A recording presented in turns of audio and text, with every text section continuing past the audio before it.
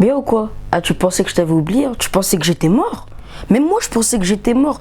4-5 mois sans faire de vidéo, c'est quoi ça? Et moi, j'ai toujours été quelqu'un qui aime écouter les histoires d'horreur, qui aime avoir des frissons. Mais paradoxalement, je déteste les histoires avec les esprits, les trucs comme ça, là.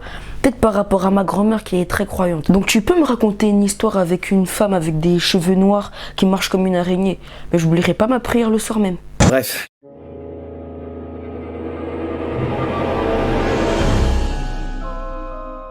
Billy, ses parents et ses frères et sœurs rentrent tard chez eux car ils étaient à la fête nationale, il y avait les feux d'artifice, ils sont de très bonne humeur. Quand le père met la clé dans la serrure, il se rend compte que la porte est ouverte. Il se dit bon bah c'est pas grave, on a de problème avec personne, on habite dans un petit village, tout le monde nous connaît, il n'y a pas de problème. Ils entrent dans la maison, Billy il arrive devant sa chambre et il n'arrive pas à entrer. Il a un instinct qui lui dit de pas entrer, il a un très mauvais pressentiment. Pour ceux qui connaissent Hunter x Hunter, c'est comme quand Hisoka il fait ça avec sa main, il envoie une attaque de naine et Gon et Kuro ils sont paralysés. Bah là c'est exactement la même chose. Donc là ses frères et sœurs lui disent mais pourquoi t'arrives pas à entrer, pourquoi t'es bloqué comme ça, c'est bizarre. Donc maintenant il doit aller prendre sa douche et il sort très vite de sa chambre, comme s'il y avait une voix qui lui disait sors vite t'es en danger. Là il décide encore une fois d'ignorer ce feeling. Il est vraiment bizarre lui quand même. Il cherche à se faire transformer en kebab. Ça me dérange pas, moi j'aime bien. Il se couche et pendant 1 heure, il se tourne, il se retourne, il n'arrive vraiment pas à dormir et il se rend compte qu'il y a un calme, mais c'est étrange. Donc là, il se tourne, il se retourne et d'un seul coup, il entend un bruit. Et il coupe sa respiration. Il écoute, il entend une faible respiration qui vient du placard. Et là, il a envie de crier, d'hurler, mais il garde son sang-froid. Il dit à haute voix, j'en ai marre, j'arrive pas à dormir, je vais prendre un verre d'eau. Et il sort de la chambre. Il va en courant voir ses parents, il les réveille, il réveille ses frères et sœurs. Et quand ils sont à proximité de sa chambre, ils entendent la porte du placard qui s'ouvre. Ni une ni deux, ils se mettent à courir, même s'ils sont en pyjama, pieds nus, c'est pas grave. Ils courent, ils soufflent, ils sprintent jusqu'à chez leurs voisins. Et on voit même Marine Le Pen qui fait du coupé-décalé. Ils sonnent chez leurs voisins, ils leur ouvrent. Ils appellent la police arrive. Ils rentrent dans la maison, ils vont dans la chambre de Billy. Ils voient aucune trace de l'homme ou de la femme d'ailleurs, on va pas faire Mais ils voient un couteau sur son bureau. Et depuis ce jour, Billy, il a fait des cauchemars, il a eu du mal à en parler, il a été traumatisé, il a fait beaucoup de crises d'angoisse, mais là, heureusement, ça va mieux.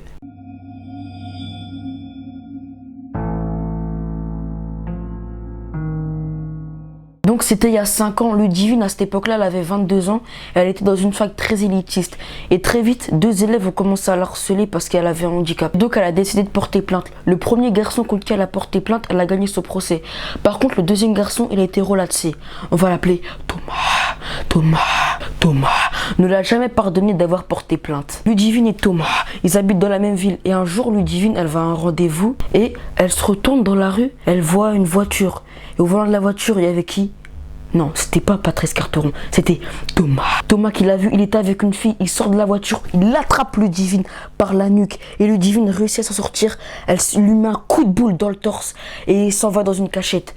Une demi-heure plus tard, Ludivine sort de sa cachette et Thomas est encore là, cette fois-ci en moto. Et dès que Thomas la voit, il la poursuit en moto. Ludivine court jusqu'au métro et là, il ne la voit plus. Elle décide d'aller voir les policiers, mais les policiers disent que non, il a été relaxé, qu'il n'a pas le permis. Oui, c'est sûr que tu es obligé d'avoir le permis pour conduire une voiture. C'est sûr que ça n'a jamais existé des gens qui conduisent des voitures sans avoir le permis, bien sûr. Elle commence à voir Thomas partout. Elle le voit en soirée, elle le voit quand elle va à l'école. Elle le voit même des fois devant chez elle, au centre commercial. Bref, elle le voit partout. Pour couronner le tout, personne ne la croit. Ses parents pensent même qu'elle est schizophrène. Elle commence à prendre Thomas. Ok, c'est bon, j'arrête. Elle commence à le prendre dès qu'elle le voit en photo. Et comme elle le voit vraiment souvent, bah, elle a beaucoup de photos de lui, à mon avis. Elle le voit quand elle va à la plage, quand elle va faire du sport. Elle a même croisé à plus de 100 000 km de chez elle. Il est partout, ça rouvre gangsta le mec. Thomas à la plage, Thomas au métro, Thomas sur la lune, Thomas au Nord-Vert, Thomas dans là-bas. Et une nuit, elle s'apprête à se coucher, elle regarde par la fenêtre et devine il y a qui? Thomas.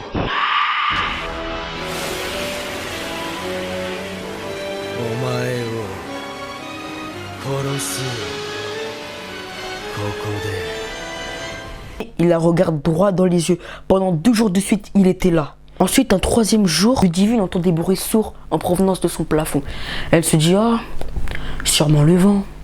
T'es si naïve, Ludivine. Une nuit, elle vit Thomas debout devant elle en train de la fixer. Mais elle se dit, oh, c'est un rêve. Le lendemain, elle se réveille et elle voit que ses volets sont repliés sur eux-mêmes. Mais c'est impossible parce que les volets, tu peux faire ça que de l'intérieur. Donc à votre avis, qui était là? Thomas. Pendant tout l'été, il la terrorise. Il la suit partout avec ses amis, en vélo, en skate. Il commence même à se déguiser. Il met du fond de teint, des extensions. Ça a duré 6 mois jusqu'à ce que Ludivine décide de déménager. Mais bizarrement, Thomas...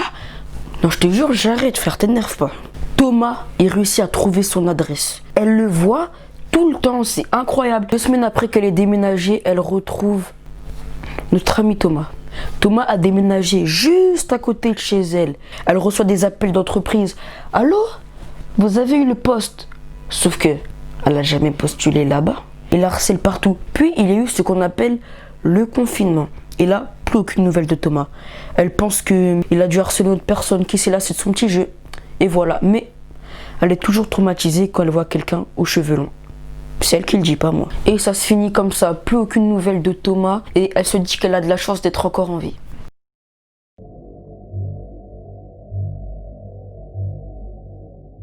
C'est Julien qui nous raconte cette histoire. Rien à voir avec celui de 2011-2012. Salut, c'est Julien. Il avait 2 petites sœurs, Astrid qui avait 4 ans et Sabine qui avait 1 an.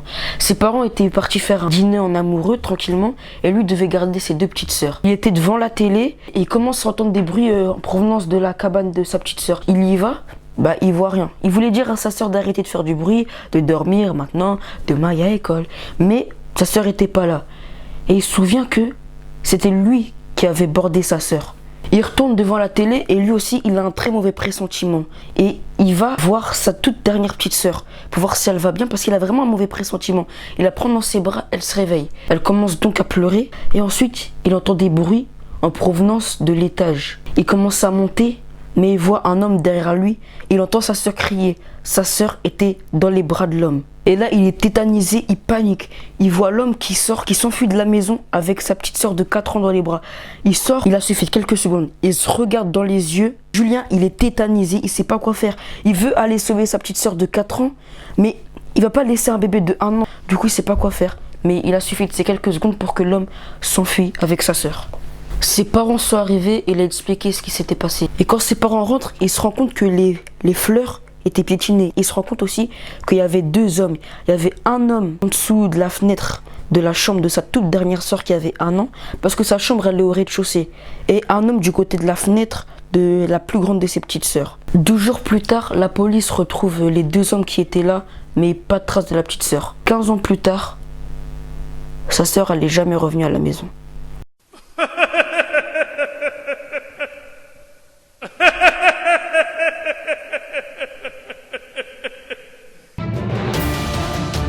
Jusqu'ici, tout va bien.